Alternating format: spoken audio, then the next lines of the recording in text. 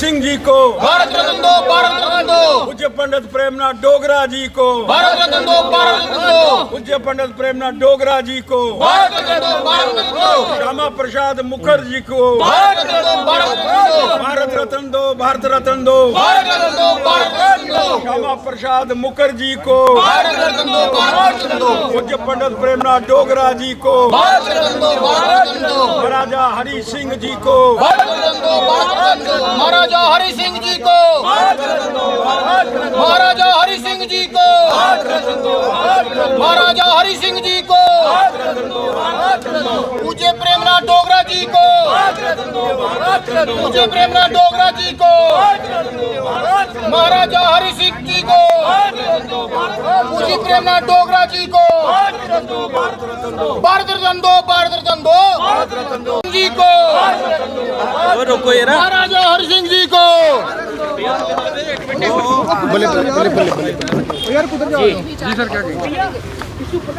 जब भी आपने प्रयास करा भारत रत्न देने का, पहली सरकारों ने अपने परिवारों को दिया, भारत के अंदर रहने वाले रत्नों को नहीं दिया, परिवारों को दिया, क्योंकि उनको भारत के अंदर रत्न ही नहीं दिखे।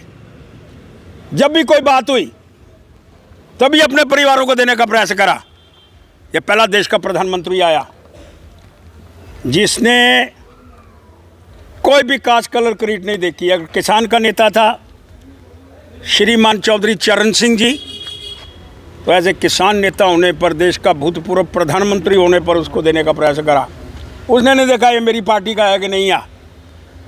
फिर उसने आगे जितने भी भारत रत्न देने का प्रयास करा, विदाउट कास्ट कलर क्रीट दिए।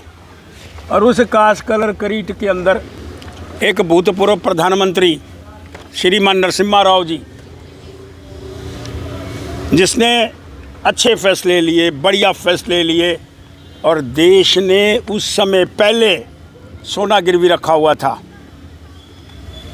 उस प्रधानमंत्री को भी, जो कांग्रेस पार्टी से बिलोंग, भारत रत्न देने के अंदर कोई पार्टी नहीं होती, मैं इसको मानने का प्रयास नहीं करता, लेकिन मुड़ मुड़ के बंडार रेवड़ियाँ अपने घर वालियां नूं, ये बात कभी बर्दाश्त नहीं होगी।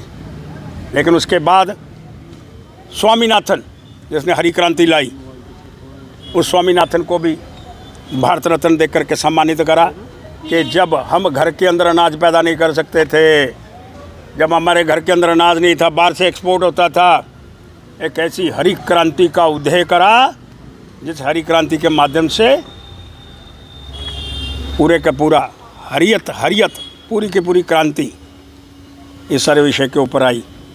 और मैं प्रश्न करना चाहता हूँ माननीय राष्ट्रपति जी से,